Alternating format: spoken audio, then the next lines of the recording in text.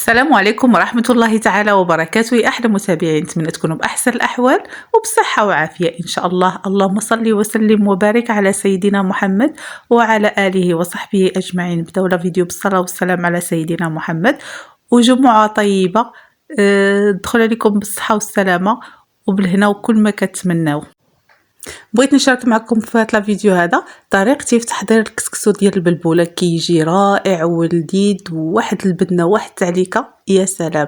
هذه بشهاده الجميع ولله الحمد. ما كاينش اللي كيذوق كسكسو وما يعاودش يطلب مني كسكسو مره اخرى صراحه. خصوصا الناس اللي كتضرهم المعده او المصران، ننصحكم بالكسكسو ديال البلبوله وبهذه الطريقه هذه. ما عليكم الا تتابعوا الفيديو حتى الاخير باش تعرفوا جميع الاسرار لنجاح هذا الكسكسو وكيفاش تجيكم المرقه خاتره وملبيه، وكذلك كسكسو يجيكم بنين ولذيذ. وخاص صراحه التصوير ما عطاش حقه. ان شاء الله تجربوه وتحكموا بانفسكم. ويلا نبداو الوصفه على بركه الله. ونبداو بسم الله على بركه الله. حاجتنا في اللحم كميه اللي بغيتو، الغنمي، البقري، الدجاج، اي حاجه عندكم متوفره يمكن لكم تحضروا بها الكسكسو. اليوم غنحضروه باللحم ديال البقري. كنحتاجوا اللحم على حسب الكميه اللي بغيتو. عندنا هنا واحد البصله كبيره تقريبا ولا هاد الحجم اللي كيف ما كتشاهدوا. عندنا كذلك مطيشه كنحكهم. من الاحسن انكم تحكوهم بجوج.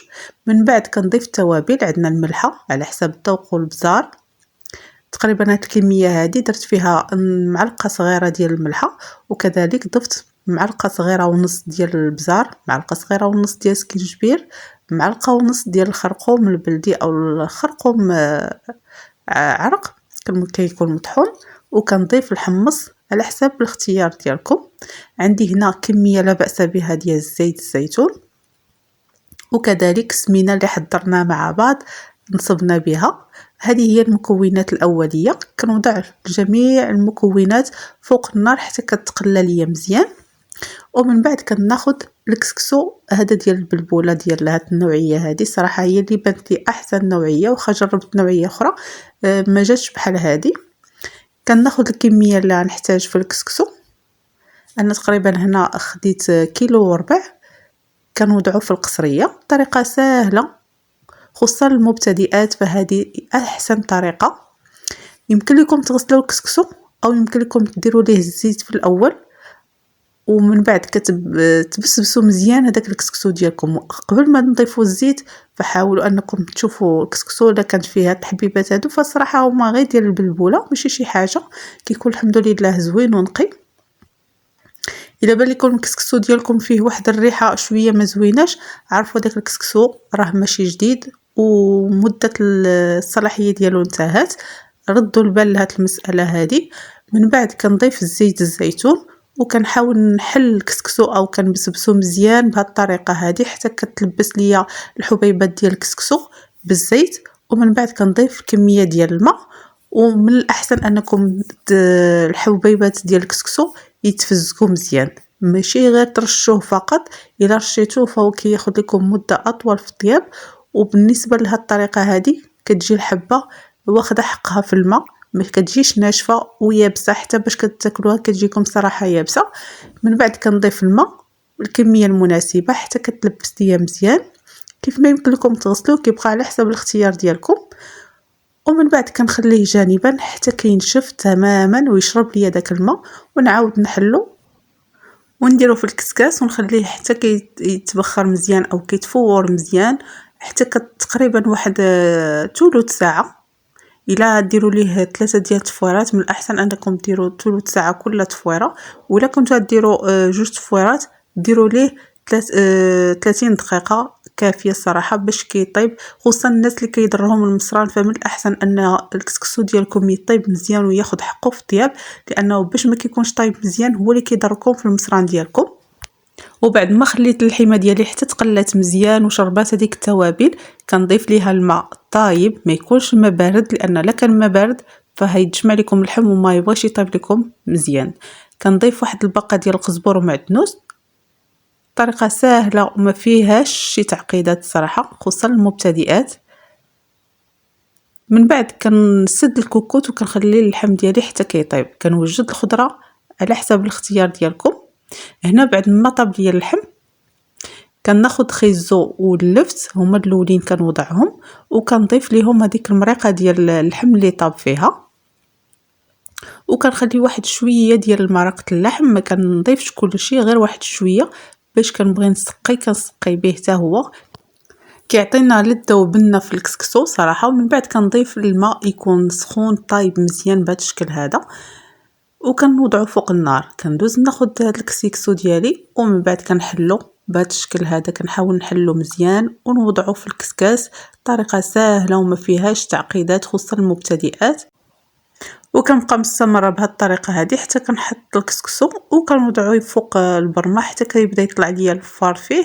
كنعرفوا خصني نضيف الخضر الباقي اللي عندي، لان هنا هاد الوقيته هذه صراحه الخضر دغيا كطيب، ماشي في واحد الفصل كيتعطر لينا شويه خيزو كيكون شويه قاصح. كنخليه واحد المده كنوضعوا جميع الخضروات. هنا كنضع جميع الخضر، القرعه ليشو، القرعه الخضراء، البطاطا حلوه، البطاطا العاديه، على حسب الاختيار ديالكم وعلى حسب شنو كتبغيو في الكسكسو.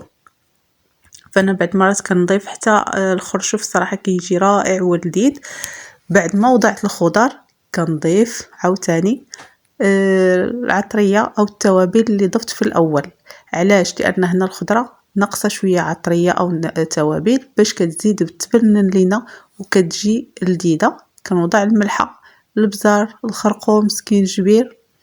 هذه هي المكونات. ولا كنتو دايرين الدجاج فمن الاحسن انكم تضيفوا واحد شويه ديال زيت الزيتون فوق الخضر حتى هي، لان الدجاج كيكون شويه ناشف ماشي بحال اللحم الغنمي او البقري، كيكون شويه ميدم.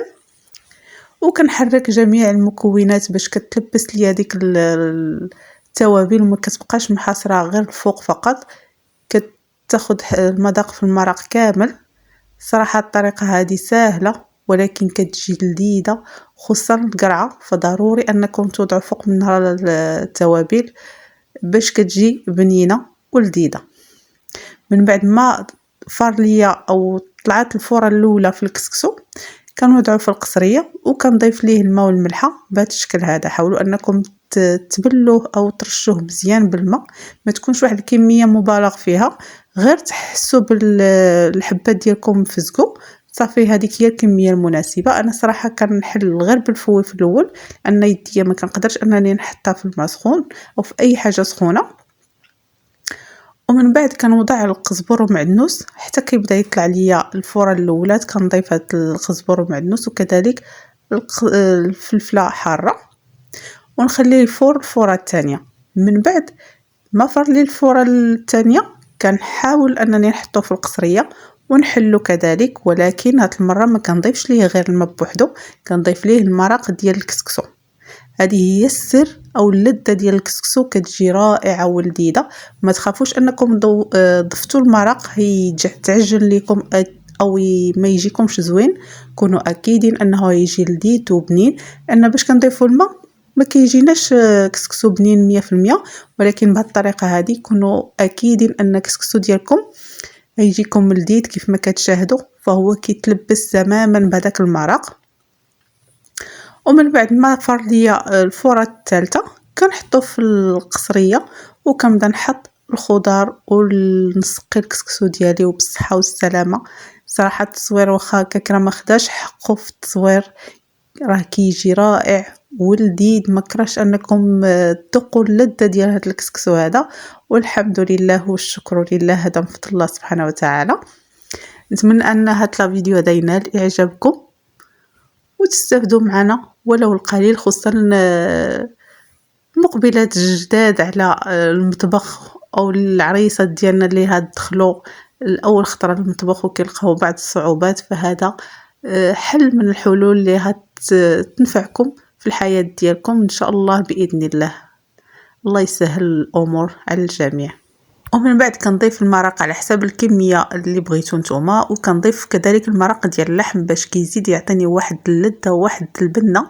يا سلام بصحتكم وراحتكم هاد الكسكسو، ونتمنى انه ينال اعجابكم. وكيف ما كنقول لكم دائما الا عندكم اي سؤال او استفسار ما عليكم الا تخليوه لي في التعليق، ومرحبا بتساؤلاتكم واستفساراتكم. وكما كنقول لكم دائما ما تنسونيش من البصمه ديالكم اللي كتدل على حبكم وتشجيعكم الدائم والمستمر. صراحه كنت بغيت نشارك معكم هاد الطاقط هادو، ولكن تعذر عليا لا فيديو ما ساعدنيش انني نحطهم لكم. ان شاء الله فيديو الجاي بحول الله وقوته. استودعكم واترككم في حفظ الله ورعايته.